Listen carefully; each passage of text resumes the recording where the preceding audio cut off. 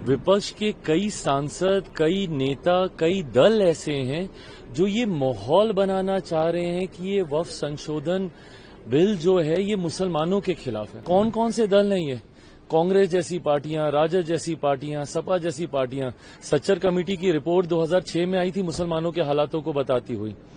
2006 से पहले अधिकांश समय किन लोगों की सरकारें थी? केंद्र की अगर आप बात कर लें, कांग्रेस और कांग्रेस समर्थक सरकारें थी। पार्लियामेंट में ये आया नहीं, इसके ऊपर चर्चा नहीं। जब आएगा, चर्चा होगी, अपनी बातों को आप रखिएगा, उसके बाद आप बोलिएगा कि क्या सही हुआ, क्या गलत हुआ। इन एंटीसिपेशन पहले से ही ये सारी बातें कर कर समाज के बीच में गलत संदेश देना, उनको भ्रमित करना, ये कतई उचित नहीं है। बिल को लेकर रिजोल्यूशन पास किया है केंद्र सरकार के खिलाफ।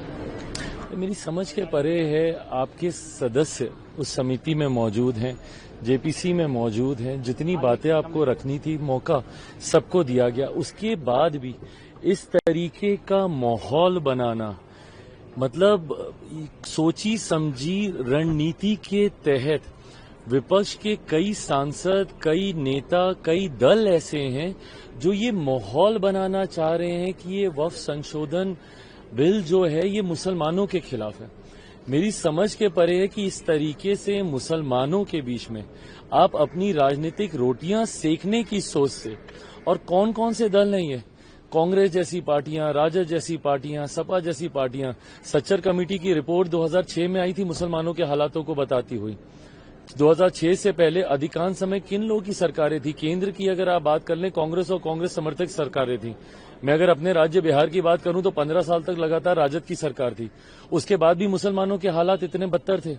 और आज आप सबसे बड़े उनके मसीहा बनते हुए उनके बीच में ये भ्रम फैलाने का प्रयास कर रहे हैं कि वक्फ संशोधन में ऐसी चीजें कर दी गई हैं जिससे पता नहीं मुसलमानों का कितना अहित हो गया। इस सरकार की सोच है कि एक गरीब मुसलमान को भी, मुसलमानों में भी ऐसे वर्ग से आने वाले लोग जो अभी भी मुख्य धारा के साथ नहीं जुड़े हुए, सबको बराबरी का हक मिले। जितने संशोधन है उस सोच के साथ किए जा रहे हैं, और बिना मतलब अभी तक पार्लियामेंट में ये आया नहीं, इसके ऊपर चर्चा नहीं। जब आएगा, चर्चा होगी, अपनी बातों को आप रखिएगा, उसके बाद आप बोलिएगा कि क्या सही हुआ, क्या गलत हुआ।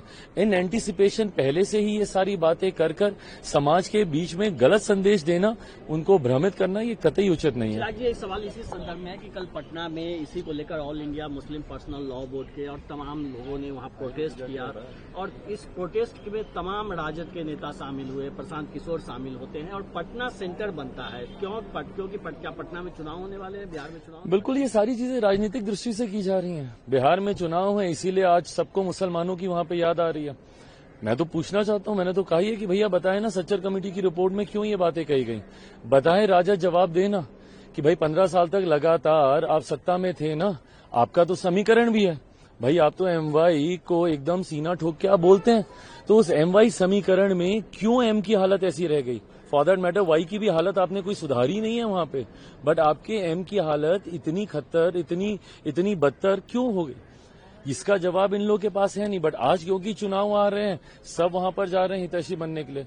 और ताज्जुब तो मुझे कई ऐसे मुस्लिम धार्मिक संगठनों से भी है कि भाई आप मुझ पे तो सवाल उठा देते हैं, आप एक ऐसे बेटे पे सवाल उठा रहे हैं जिसके पिता ने अपनी पार्टी को समाप्त कर दिया 2005 में मुस्लिम मुख्यमंत्री बनाने की बात कर। बट इन लोगों से आप सवाल नहीं पूछ रहे जो अपने आप को मुसलमानों का संरक्षक बोलते हुए, उनका हितैषी बोलते हुए, आज तक उन्होंने मुसलमानों को लूटने के अलावा, उनको अपना वोट बैंक बनाने के अलावा उन्होंने कोई काम नहीं किया।